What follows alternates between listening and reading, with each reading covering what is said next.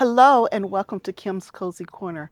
We are going to do an indoor and outdoor garden tour to show how everything's doing this late December early morning.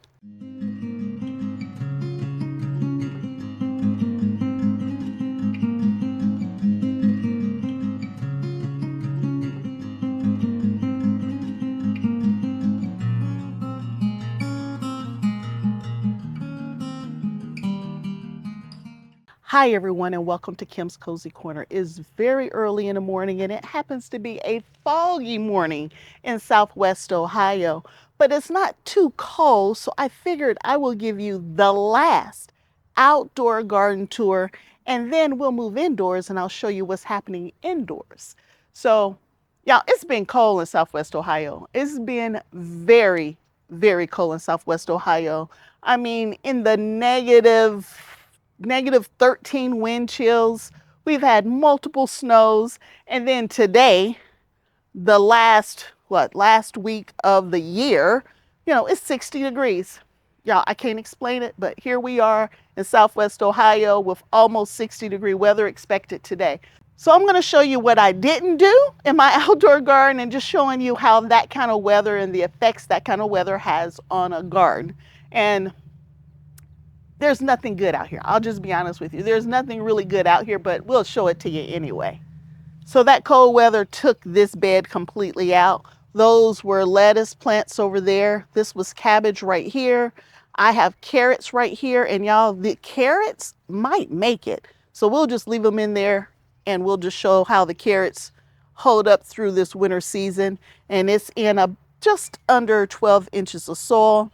Those were green beans, warm season crop. They can't handle this kind of stuff. So this bed is really done for the season, but we will keep our eye on the carrots in there. Y'all, these are my collard greens. And if I had kept watering, they would look even better than they look today, even though they don't look good. They're all wilted and withered, and that cold weather hurt them bad. But since it warmed up, you see there's a couple nice looking leaves on here. So if I continue to manage them, no, they dead, y'all. All that yellowing, that's from the cold weather. I think I've lost this battle. This battle has been lost. It is completely dried out. No more collards this year from this GreenStalk. And I don't know why I got one plant right here that survived. Oh well. Sorry, I won't be harvesting you or anything out of this planter for the rest of the season. Initially, if I had kept my eye on that one, I probably could have got a small harvest off of it. But when I shut everything down out here, I didn't have water going to this space. So it was going to require me to fill water, put water in buckets and take water over to it. And when it's cold, y'all, I don't come outside if I don't have to, and I didn't. Even my herbs that were in the bottom of this GreenStalk right here couldn't handle that cold weather. In the middle, all this brown here, that was lettuce, and at the top, that was basil. None of this could handle that weather. But if you can look right here, y'all, that's celery trying to come up out of all of that other dead stuff down there. But as far as I'm concerned, y'all, this one is done as well. We will clean it up in the spring. We ain't gonna worry about it right now. Our focus right now is indoors. We're not worried about anything going on out here at the moment. The weather really isn't that bad this time of year. Usually it gets bad in January and February. And then in March, I can start getting out here and cleaning up, which is the plan for now because I'm just not going to spend any more time out here. Here's that garden redesign that we started working on. I still don't have my soil in most of those new wooden designed Sunkiss, I think is what Vego Garden calls those beds yet. We have all of our twigs and yard waste and that kind of stuff in them, but we don't have the soil to fill those up yet. We will get the soil in there later, probably in spring. Mr. Todd, who you've seen help me out in the garden many times, offered to bring me some compost to put down in those beds, but we'll just have to wait till the weather improves and then he can bring back his truck in and dump that compost in so I don't have to use as much Happy Frog in those top 3 or 4 inches. But we'll just have to see when that happens. Y'all, this is my sage. Sage seems to be the most hardy plant I have when it comes to my herbs. And so, believe it or not, y'all, if I wanted to, I probably could get a sprig or two of sage off of there if I needed it. Everything else in that bed is done for the year. This is thyme down here, y'all. And it'll come back next year as well. That's thyme. And so I could probably harvest a little bit of that if I really needed it, but I don't need it. I already have some inside, so I'm not going to worry about it. In this bed, we redid this bed completely. We used to have fire rings right here. We've taken the fire rings out, and we now have a metal raised bed here, and we have the grapevine on there. I am really considering moving the grapes out of this space here and moving them to another area, or taking the grapes out altogether. Other things in this space besides the grapes. So I may relocate those grapes somewhere else or remove them altogether so I can use this space for other things like tomatoes and cucumbers and beans and things of that nature, cabbage and potatoes and the stuff that we eat every day, versus trying to get a year's supply of grapes, which I will never have. In here, I also have a few, you see that green stuff in there? Those are strawberries, y'all. Those strawberries should make it through the winter. And if not, we will transplant some runners in here. So I do plan on having strawberries in this bed. Y'all hear all of that?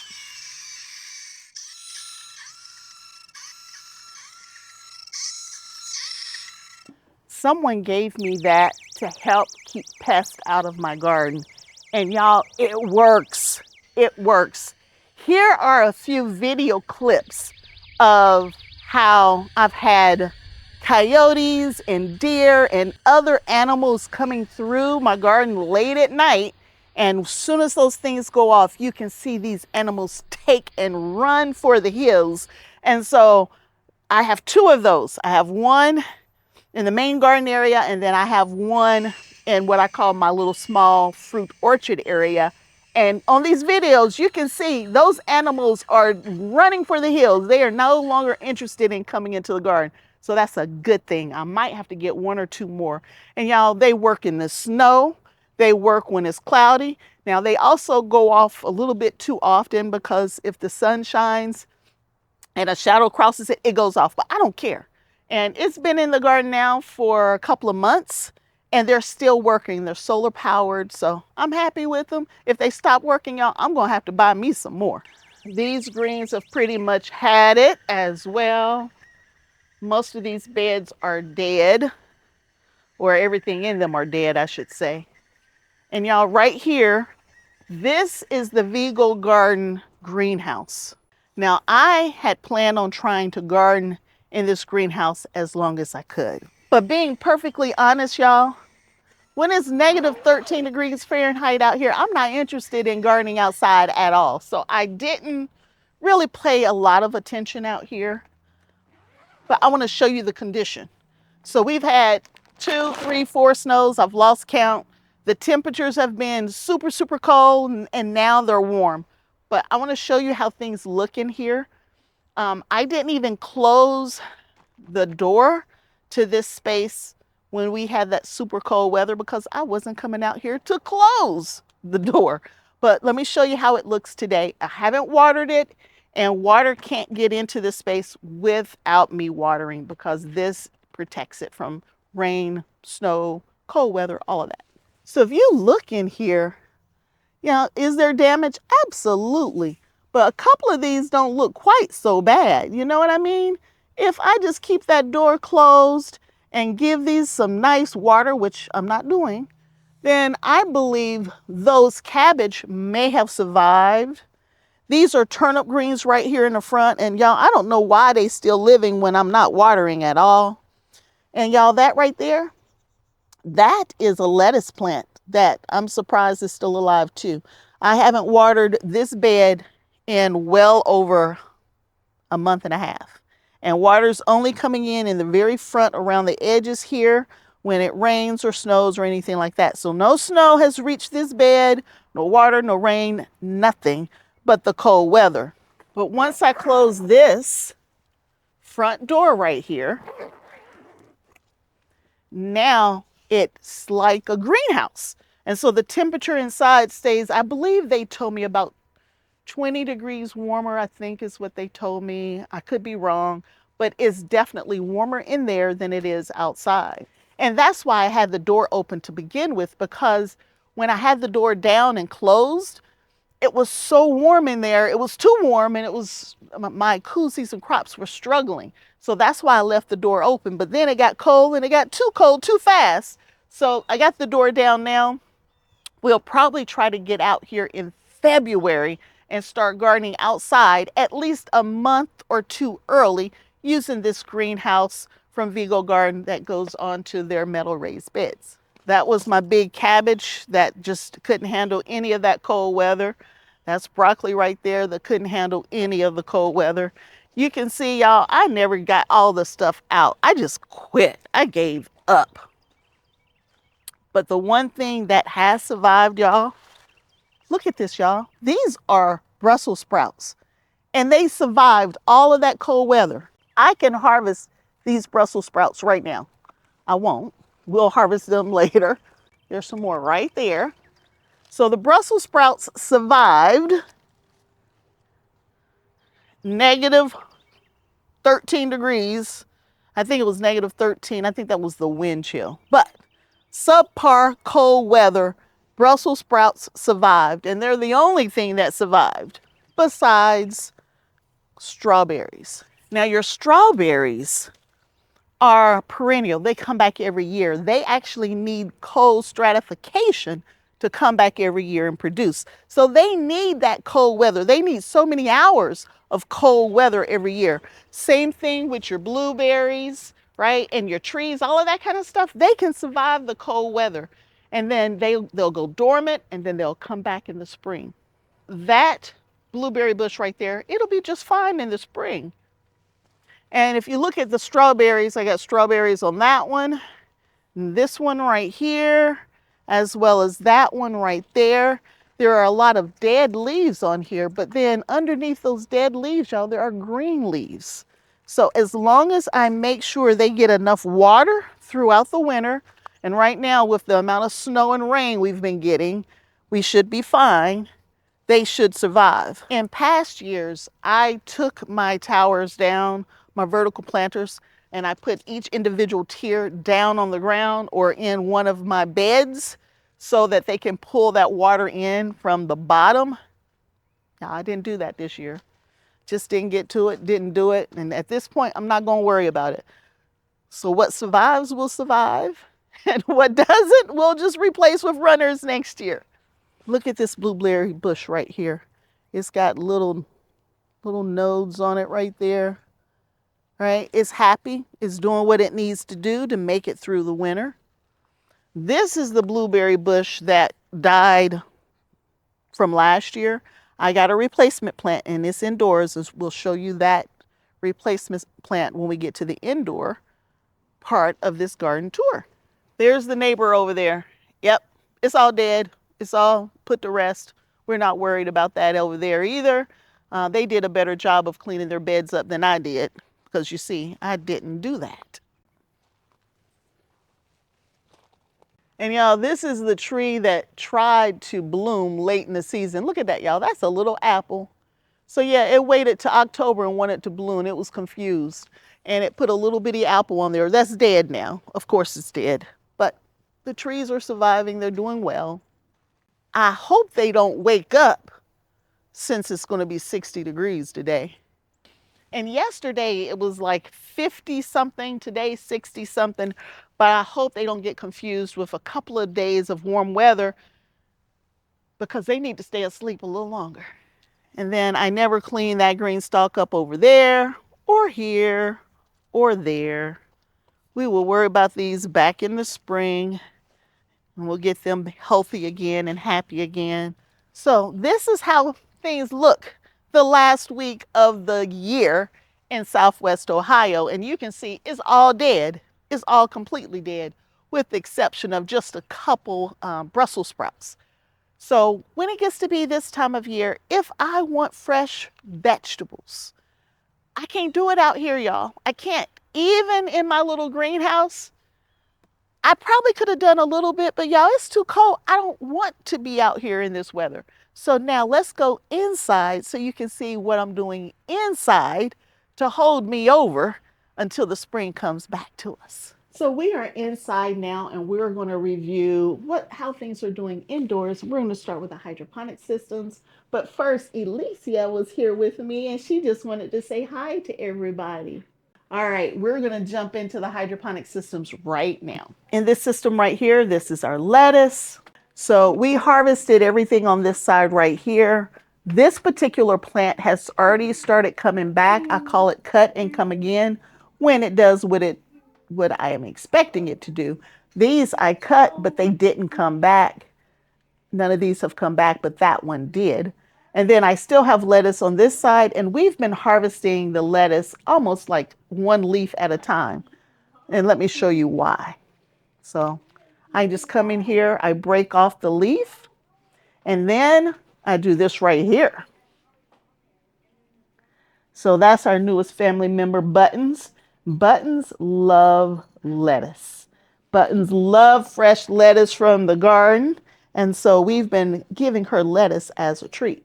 But back to the hydroponic systems. In this system over here, we have all of our tomatoes and cucumbers. The cucumbers are really coming on, y'all. They're doing really, really well. I got cucumbers coming in. These are self-pollinating cucumbers, so they don't need a pollinator. The tomatoes are doing well. Blooms are everywhere. I already have the cucumbers reaching up, grabbing on, so that they can grow up the wall behind the system here. But they're doing really, really well. One of the things that I needed to do was find some kind of taller trellising system. And I found these wooden dowels that I've added to the system. I put some on the tomato side, and there's a few here on the side with the cucumbers as well. These are quick snack cucumbers and mini me, I think is what they're called, growing in this space right here. So we will be harvesting cucumbers probably in about 2 weeks. I don't see any tomatoes getting close yet up here, but the tomatoes downstairs are doing very well, and I will show you those next. We are finished showing how everything's doing upstairs in what we call the mini salad bar. So now let's move downstairs and go to the indoor grow tent to see how things are doing. Buttons weighs a whopping 2 pounds, y'all. And we had to put a bell on her so we could keep up with her. So these are our potatoes. I never got that third plant to come up. So I never found the third plant or potato that was supposed to be in there. But here are the potatoes. They are doing well. They're starting to take a bunch of water. So keeping them with plenty of water is a big piece of where we are. This is that blueberry bush I was telling you that got sent to me. And it came while we were away. It sat outside for 2 or 3 days in the cold. And we brought it in. I'm keeping it watered. And y'all, it has blooms all over it. All over it. So maybe, just maybe, we will be able to get blueberries this winter indoors off of this tree. Next, we'll go over to this GreenStalk right here. This is my overwintered pepper GreenStalk. And I need to get these peppers off. Y'all, I ain't been paying no attention to this thing. The only thing that I've been doing is trying to not miss any of the treatments of my neem oil. That's the most important thing, so that I don't get taken over by aphids. Here are the tomatoes. There are tomatoes on this here. So these will be our first tomatoes indoors right here. And they're growing very well. And y'all, they have no aphids on them at all. I have aphids growing on some of the pepper plants that we brought in. We are managing them well. I think we are winning the battle with the aphids. I do have blooms on these plants, so peppers are trying to grow. And any peppers that we get through the winter, that's a plus. Our goal is for them to survive, and if we get to enjoy peppers this winter, that's a great thing as well. But most of the plants are looking really good. Let me get it out of that light so you can actually see it.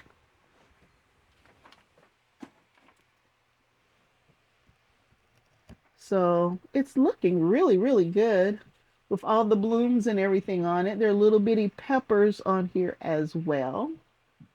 This is the overwintered pepper GreenStalk in the indoor grow tent.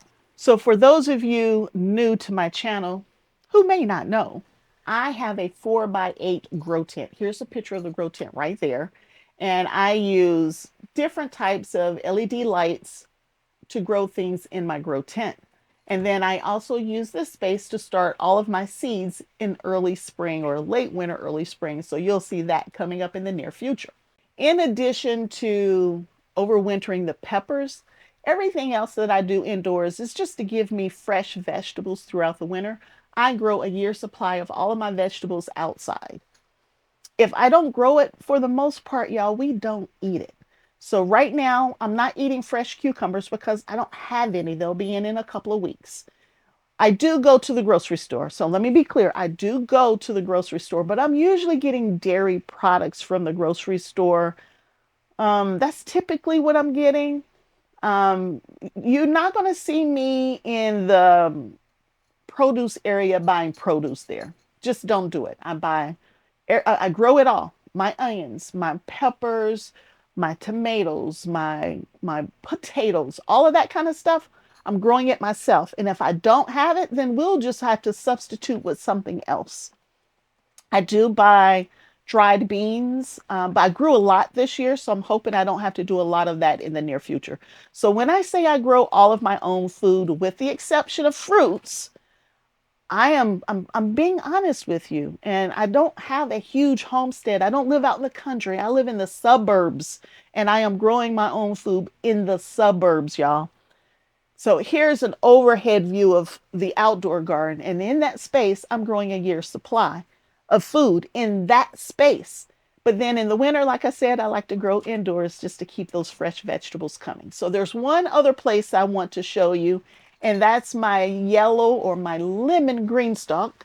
And y'all, when I first saw this yellow green stalk, initially I didn't know if I liked it or not, but I love seeing the green plants growing off of this. In the very top, I have some other self-pollinating cucumbers growing. They're called Firm Secret. So I have one pocket of that. This is supposed to be carrots, as is this one. They're not doing really well. In this pocket here, I got another Firm Secret coming up here for cucumbers. I got my bunch and onions right here. And then I do have a few carrots coming up in that pocket there.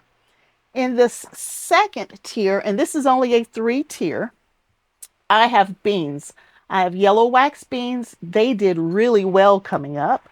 So there's 3 pockets of yellow wax beans. There they are, nice and full. And then I also had put in some jade beans. The jade beans did not come up. They didn't germinate. So I came behind the jade beans with some strike bush beans. And I planted them about a week ago, and they are starting to come up. So there's a pocket.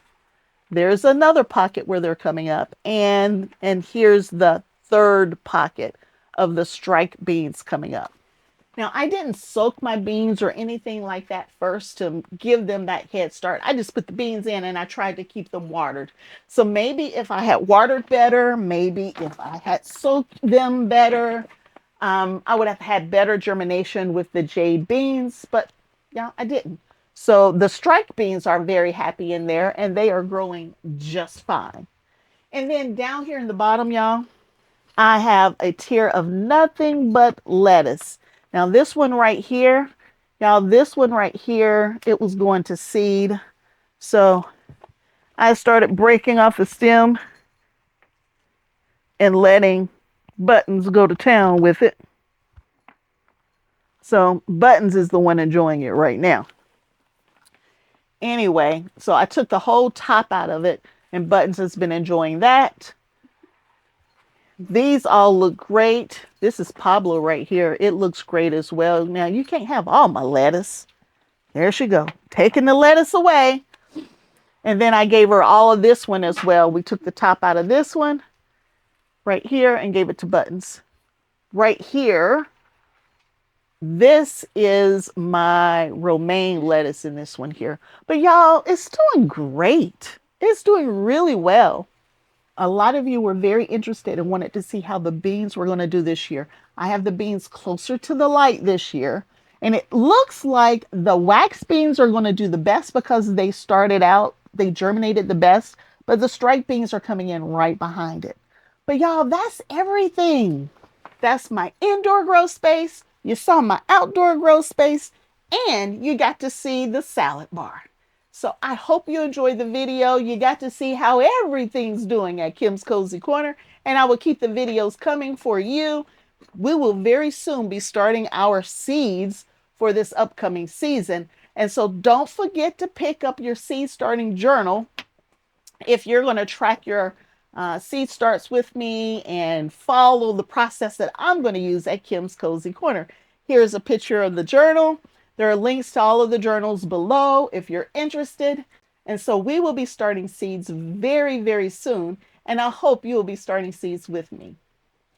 So give me a thumbs up if you like this video. And don't forget to share with your friends and family. Because if you want to grow outside, I got a playlist for you. If you want to grow inside, I got a playlist for you.